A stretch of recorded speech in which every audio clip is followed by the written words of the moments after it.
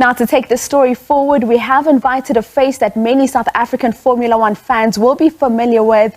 Good morning, Sasha Martinengo, and welcome to Sports on Morning Live.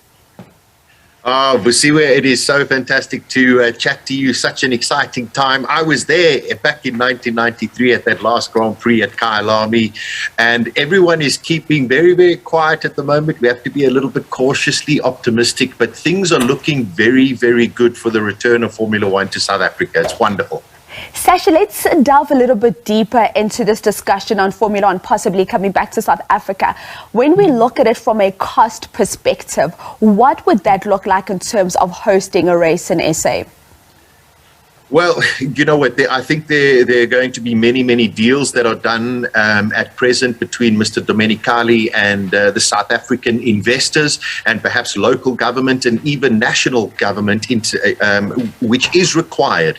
The costs are extremely high, but the returns, and that's what people have to understand, the return, the amount of international money that will come into the country, the global exposure of Formula One is huge. It's like having a World Cup every single Grand Prix weekend. So, you know, the costs, of course, are going to create a lot of discussion amongst many, many players within government, with outside, in socio-economic areas as well. But we have to look at the bigger picture of what this sport can bring to South Africa, to motorsport in general, and to the country economically. I think it is something that we really, really need.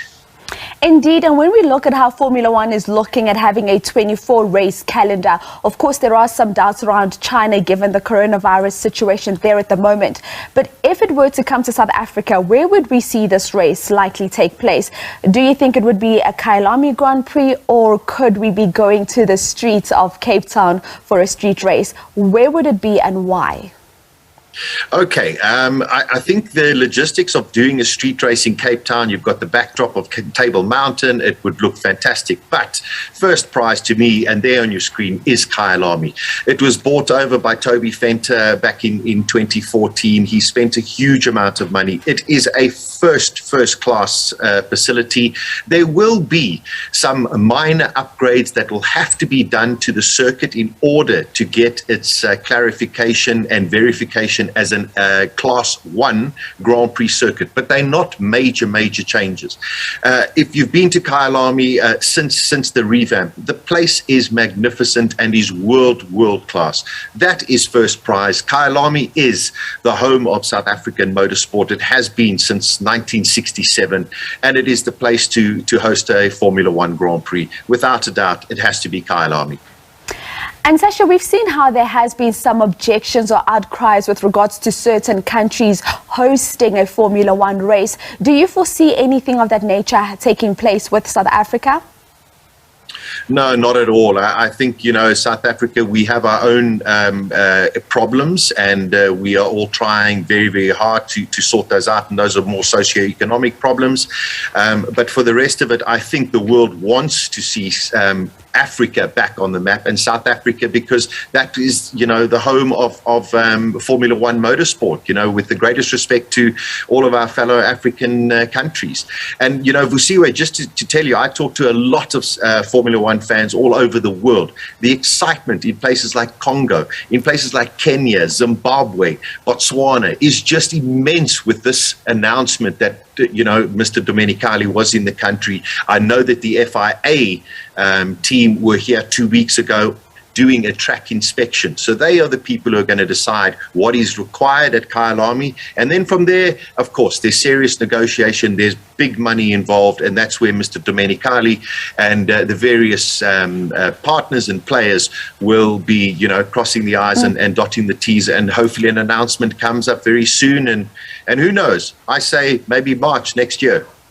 That would be absolutely amazing, and also just bringing more people into the sport of Formula One. I mean, so many South Africans don't even know that we have a South African Formula One champion in Jody Scheckter. But Sasha, we cannot have this conversation about Formula One and not touch on Lewis Hamilton, the 7-time champion. I mean, we know that he's backing South Africa getting a race, but on the racetrack, it hasn't been what we expected given how last season ended. And we've seen his teammates, George Russell, putting in a bit of a gap between him and his more fancy teammate. But what has actually gone wrong this season with Lewis Hamilton and that car? And can there actually be a resurrection? Okay, well, let me just start off by saying, I think it was 2010. I was very, very lucky to spend a whole day with Lewis Hamilton at Kyalami racetrack before it was bought and redone.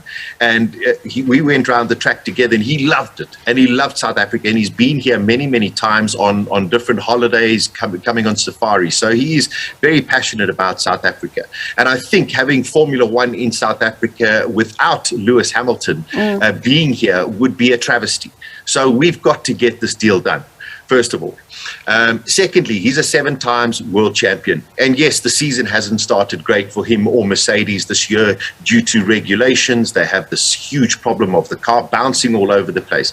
But don't discount world champions, especially people like Lewis Hamilton. He will bounce back and he will get better and better. Mercedes are working around the clock to get that car suitable, more suitable for him to drive. There's discussion about this bouncing effect that it has medically and safety-wise on all of the drivers, which is something that they're going to have to figure out themselves. But don't discount Lewis Hamilton anytime. And don't forget, when people are at the top of their game, everyone always tries to knock them down. And, you know, Lewis is a 7-times world champion. And, you know, there's still lots more to come from Lewis Hamilton. I can promise you that. We do look forward to that. And finally, Sasha, as we begin to wrap up this interview with you, Ferrari, they look like they have a quick car, and they certainly do have the drivers with Charles as well as Carlos. Since you are an admirer of the prancing horse, why are they not leading this moment in the championship? As we know as well that their principal is an engine man, but all of his engines blew up this past weekend. Yeah, it was a terrible weekend for Ferrari. And, you know, after considering the way that they started the season, things have just seemed to be a little bit difficult for them, especially when it comes to their power unit. But I always say I would rather have a very fast engine that is slightly unreliable than a reliable engine that's not very fast. So they have to try and figure out what these issues are. It seems to be a heating problem that they have, so they've got to work out how to cool the engine down. And of course, they will really be hurting after this last Grand Prix. And after, you know, Barcelona, you know, Charles Leclerc had an engine failure. Monaco, they should have won the race. And Baku also, you know, both did not finish. And of course, we had the Haas team with the Ferrari power unit and one of the Alfa Romeos that also got struck by a malady. So there are issues for Ferrari when it comes to reliability, but I'm sure just as Mercedes are working hard, the Ferrari guys are also working really, really hard to try and fix those problems. And let's see this weekend in Canada, if perhaps maybe they resolve it and try and take the fight back to Red Bull.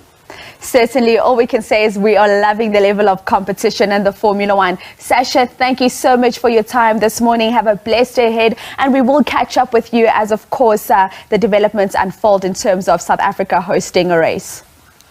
Thank you very much, Busiwe. I look forward to, and I really hope that it becomes a free-to-air Grand Prix as well. So SABC Sport, go and do some negotiation as well, please. Thank you so much, Sasha. Putting some pressure there on SABC Sport to ensure that we do have the rights if that Formula One race does come to South Africa. That's how we wrap up your sports bulletin in this hour.